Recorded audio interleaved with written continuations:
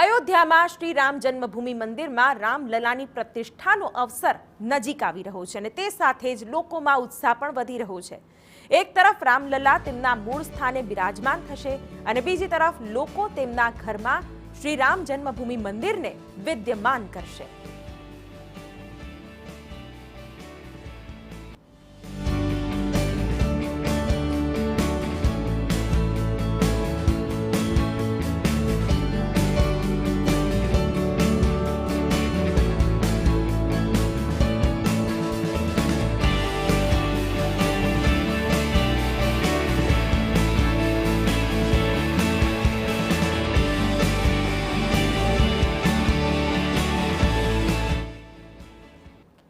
સુરતના એક ગિફ્ટ આર્ટિકલના વેપારી દ્વારા અદ્દલ શ્રી રામ જન્મભૂમિ મંદિરની પ્રતિકૃતિનું નિર્માણ કરવામાં આવી રહ્યું છે।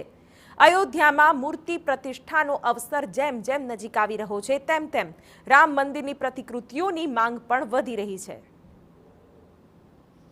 રામ મંદિરને લઈને ઉત્સાહ તો અઢળક અમારી એક્સપેક્ટેશન કરતાં વધારે ઉત્સાહ છે અને અમે આ વર્ષે એવું ટાર્ગેટ કર્યો છે કે 1 લાખ ઘર સુધી આ રામ મંદિર પહોંચે અને શરૂઆતથી કરીએ તો ભાઈ ડિઝાઇનિંગ પાર્ટ મહત્ત્વનો હોય છે અને ત્યાર પછી પ્રોડક્શન કટિંગ કરી અને એક પાર્ટ એસેમ્બલ કરવો। એક મંદિરની અંદર મિનિમમ 500 પીસ એસેમ્બલ કરીએ ત્યારે એક મંદિર તૈયાર થતું હોય છે।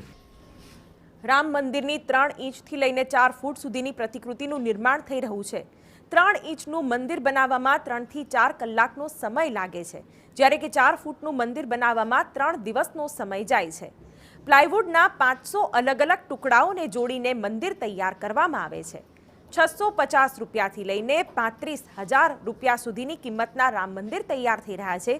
લોકો શોરૂમ પર આવીને તો પ્રતિકૃતિની ખરીદી કરી જ રહ્યા છે, સાથે પ્રતિકૃતિની ઓનલાઈન ડિમાન્ડ પણ વધી છે।